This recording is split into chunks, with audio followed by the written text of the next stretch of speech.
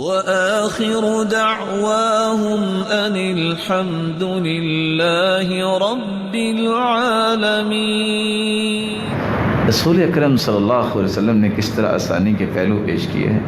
طاؤس کہتے ہیں قلنا لابن عباس فی الاقعاء علی القدمین، ہم نے کہا کہ دونوں قدموں پہ بیٹھنا جو ہے اس کے بارے میں کیا خیال ہے؟ فقال یہ سنت، یہ بھی سنت ہے۔ فقلنا له، ہم نے عبداللہ بن عباس سے کہا انا لنراہ جفاء الرجل، ہم تو یہ کسی آدمی کی جفا سمجھتے ہیں کہ اس کو ہوش ہی نہیں ہے، پتہ ہی نہیں یہ کیا کر رہا ہے، یہ تو ٹھیک نہیں سمجھتے ہم۔ فقال ابن عباس رضی اللہ عنہ بل ہی سنت نبیکم، یہ تو تمہارے پیغمبر کی سنت ہے۔ اقعاء یہ عربی زبان کا لفظ ہے۔ اقعاء کی دو قسمیں ہیں۔ اقعاء کی پہلی قسم ان یلصق رکبتیہ بالارض، اگر ایک شخص اپنے دونوں گھٹنوں کو زمین پہ لگائے، وینصب الساقین، اور اپنی پنڈلیوں کو کھڑا کرے، وَيَضَعُ يَدَيْهِ عَلَى الْأَرْضِ، اور اپنے دونوں ہاتھوں کو سامنے زمین پہ رکھ دے۔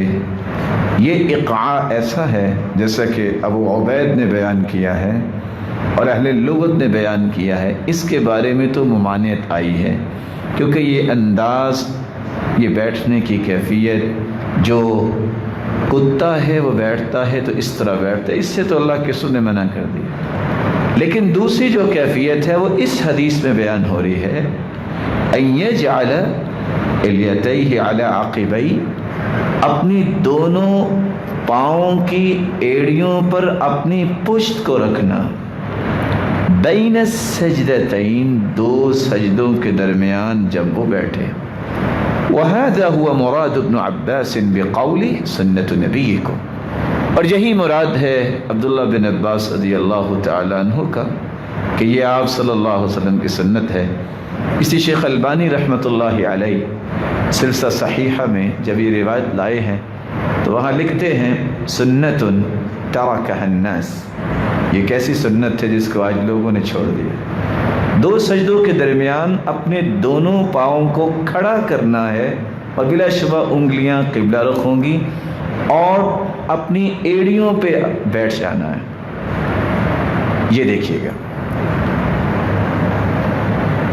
یہ وہ طریقہ ہے اقعاء کا جو رسول اللہ صلی اللہ علیہ وسلم کی سنت ہے۔ اور آج اس حدیث کو پڑھ کے سن کے آپ کو اندازہ ہو سکتا ہے کہ سرتاج رسول نے جو دین پیش کیا ہے کتنا خوبصورت ہے۔ ایک بوڑھا انسان پاؤں کو لٹا کے اور ایک کو کھڑا کر کے نہیں بیٹھ سکتا، بھاری بھرکم انسان نہیں بیٹھ سکتا، بلکہ جس کے گھٹنوں میں تکلیف ہے اللہ تعالیٰ آپ سب کی حفاظت فرمائے۔